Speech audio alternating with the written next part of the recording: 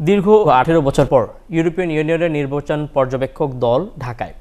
আসন্ন জাতীয় সংসদ নির্বাচন যেটি এবছরের ফেব্রুয়ারিতে 12 ফেব্রুয়ারিতে অনুষ্ঠিত হওয়ার কথা রয়েছে, এখন পর্যন্ত সকল ধরনের প্রস্তুতি সম্পন্ন করা হয়েছে নির্বাচন কমিশনের পক্ষ থেকে, রাজনৈতিক দলগুলোর পক্ষ থেকে। সেই নির্বাচন কেমন হচ্ছে, সেই নির্বাচন কেমন হওয়া উচিত এবং সেই নির্বাচন কতটা গ্রহণযোগ্য হবে সেসব বিষয়ে পর্যবেক্ষণ করতে ঢাকায় অবস্থান করছে ইউরোপীয় ইউনিয়নের নির্বাচন পর্যবেক্ষক দল। তাদের 57টি দল ঢাকার দেশের বিভিন্ন প্রান্তে ছড়িয়ে গেছেন এবং নির্বাচনী বিভিন্ন বিষয়ে তারা পর্যবেক্ষণ করছেন। আজকে এই বিষয়ে আমাদের সঙ্গে কথা বলতে মিশনের ডেপুটি চিফ আমাদের সঙ্গে রয়েছেন ইন্তা লাসে। Welcome to our show. Thank you very much for having me.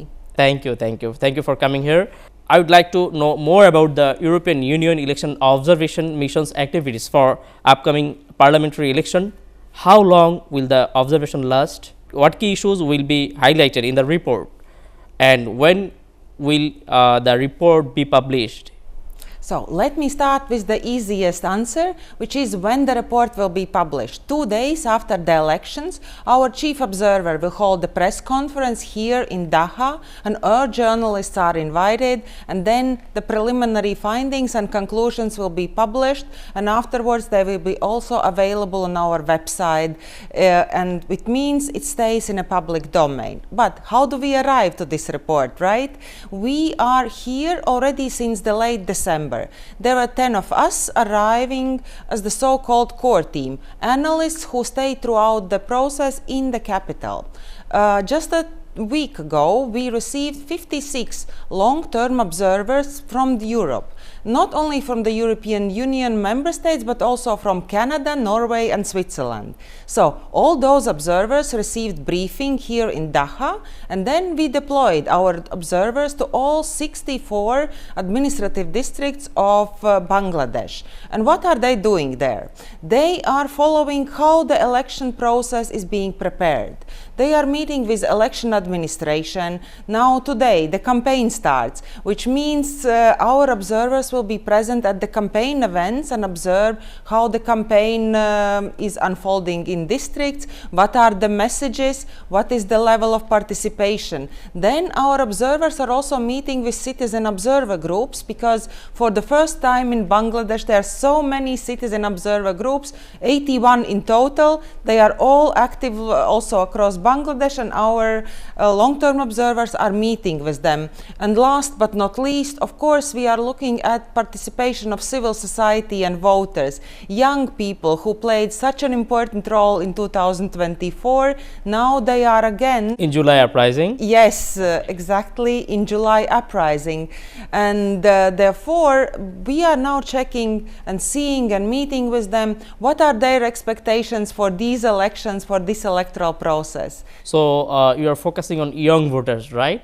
Not only, but young voters are very important for our mission, because we saw the power that youth had, that Bangladeshi youth had. Therefore, let's see what is this power results to in these electoral process.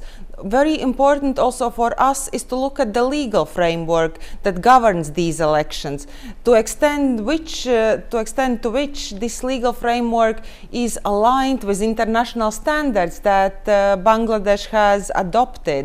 And of course, we are also looking on participation of women, young women, women of all walks of life, because democracy always wins when women are active and participating. Definitely. You election observer mission here in Dhaka, and this time is very challenging for you, for Bangladeshi voters, for political parties, and also for election commissions. AI is very sensitive issue now. Some people are using this tool to spread disinformation. It has become very difficult to identify factual information and AI generated content. How is the UEOM addressing this matter? So you addressed a very, very important question. And it's not only for Bangladesh, it's generally for each and every election all across the globe. But what we are doing here, we have 2 dedicated monitoring units. One monitoring unit focuses on traditional media, how traditional media is covering the election campaign, not only on the TV screens, but also in their digital channels. And the other monitoring unit focuses on the social media, specifically looking at the content, what is being spread before the elections, what are the main actors, to what extent they are participating in the political debate in good faith, so to say, and to what extent there are political actors who are trying to mislead or misinterpret information. And as you said, artificial intelligence, it's a very worrying factor that we are looking at because digital technologies are misused for political gains at times. We see that it's used to confuse voters, and it also might be used to provoke real life violence. So therefore our social media monitoring unit is tracking a certain number of accounts, looking at the content, looking at the patterns, and of course, there is a very important part that we are observing. That's not only what is being spread and what is being talked about on the social media, but how the tech companies react. And this is one part of our observation. What will be reaction for global tech like Meta, Google, TikTok, how they will react in case YouTube as well, in case and false information or harmful information is being spread on the social media. And we've seen already there is a very good and encouraging activities conducted by citizen observers, by civil society in terms of fact-checking. But it's not enough. It's not enough because we have to see how the global tech will react. Whether the global tech will take into consideration reports that are submitted by civil society, and how long it will take for the global tech to remove or at least to deplatform such harmful content. Do you have any separate unit for fact checking, or you are depending on Bangladeshi sources? We are cooperating closely with Bangladeshi civil society organizations, but of course also our social media monitoring unit does its own in-house fact-checking for us to see the patterns, for us to see whether the same information is spread in certain networks, whether there is inauthentic behavior possible to detect among those accounts that we are monitoring. During last 17 years, in the last 3 so-called elections, we have seen that local election related administration were biased or influenced by a previous ruling party, Bangladesh Awami League. I have to mention that name. This time there is no political party in the government. So how do you see that? I think it's too early to assess. And I'll tell you why it is too early. Because as we mentioned at the beginning, today is the day when the campaign starts. And when we are assessing campaign as election observation mission, not only here in Bangladesh, but also in other countries, we are looking whether there is a level playing field, namely whether all contestants who are contesting these elections have equal opportunities to campaign and to address the voters, whether any contestant is having undue advantage during these campaign weeks. So, and for that reason, we have our long-term observers in the field who will be present during the campaign events, who will see how they are organized, what kind of messages are being spread there. So after the elections, you will know what is our assessment in this regard. Definitely, I think with your smile, we can imagine that you are also so happy to see the environment of election of Bangladesh. This is not something that related observation. I want to ask you another question. This is my last question. Do you have any message for the voters, election commissions and the political parties?